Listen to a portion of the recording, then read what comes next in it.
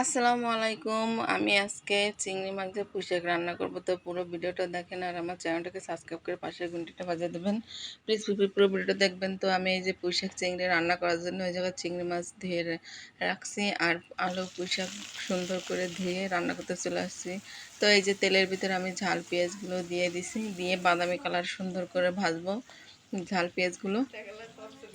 আর এই গরমের সময় পুঁইশাক চিংড়িটা খেতে খুবই মজা লাগে। আর এই সময় প্রচুর পুঁইশাক একটু বেশি পাওয়া যায়, সারা বছরে পাওয়া যায়, কিন্তু এই গরমের সময় এখন পুঁইশাকের সিজনটা, তো এখন পুঁইশাকগুলো একেবারে সুন্দর। আর এখন বাজার ভর্তি পুঁইশাক। তো এই যে আমার ঝাল পেঁয়াজগুলো এখন প্রায় বাদামি কালার হয়ে আসতেছে। তো এই যে আমার ঝাল পেঁয়াজগুলো ভাজা হয়ে গেছে। এখন আমি এর ভিতরে আদা রসুন জিরা বাটাতে দিয়ে একটু মশলা বাটির ধোয়া পানি দিয়ে দিলাম, আর দিয়ে দিচ্ছি 1 চামচ হলুদের গুঁড়া, ধনের গুঁড়া, আর দিয়ে দিচ্ছি পরিমাণ মতো লবণ। এখন আমি মশলাটাকে সুন্দর করে নাড়াচাড়া দিয়ে একেবারে মশলাটাকে সুন্দর করে কষাই নেব। মশলা যত কষানো ভালো হবে তরকারির টেস্টটা তত ভালো লাগে খেতে।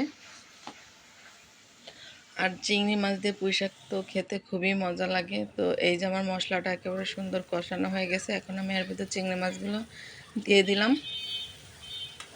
চিংড়ি মাছ দিয়ে এই যে এখন আমি সুন্দর করে নাড়াচাড়া দেব, আর চিংড়ি মাছগুলো মশলার সঙ্গে সুন্দর করে ভেজে নেব।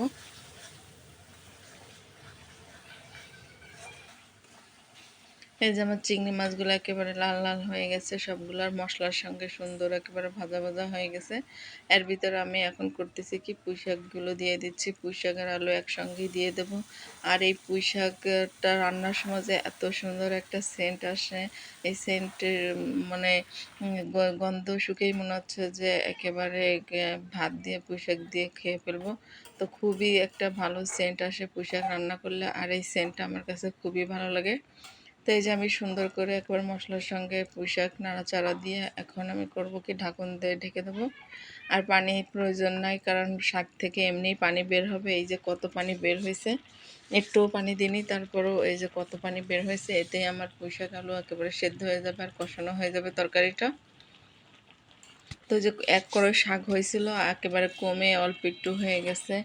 আর যদি সার ছাড়া পুঁইশাকগুলো হয় তো আরও বেশি একটু কমে যায়, কারণ একেবারে সার দেওয়াতে বেশি কমতে চায় না, পাতাগুলো মোটা মোটা থাকে আর রান্না করলে পরে তিতে তিতে লাগে।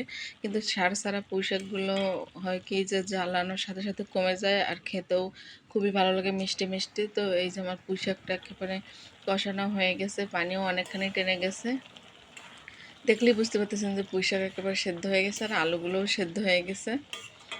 এখন আমি নাড়াচাড়া দিয়ে একটুখানি ঝোলে পানি দেবো, কারণ একটু একটু ঝোলে পানি আছে আর পুঁইশাকে বেশি ঝোল ঝোল ভালো লাগে না, এর জন্য এই যে আমি অল্প পরিমাণে ঝোলে পানি দিছি। তো এই যে দেখেন আমার তরকারিটা একেবারে টকবক করতেছে, পুঁইশাক আলু তো সেদ্ধই হয়ে গেছে, তো আর বেশিক্ষণ জানালো লাগবে না।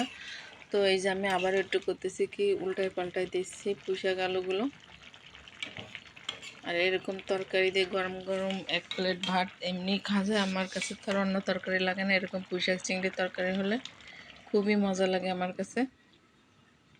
তো এই যে আমার তরকারিটা হয়ে গেছে, একেবারে বেশি ঝোলও না আর একেবারে শুকনাও না। আর পুঁইশাকের তরকারিটা এরকমই খেতে ভালো লাগে। তো এই যে এখন আমি নামাই ফেলতেছি।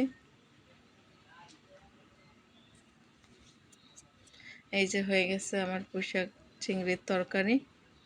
আজকের মতো ভিডিওটা এই পর্যন্তই। সবাই ভালো থাকেন, সুস্থ থাকেন, নিরাপদে থাকেন। আল্লাহ হাফেজ।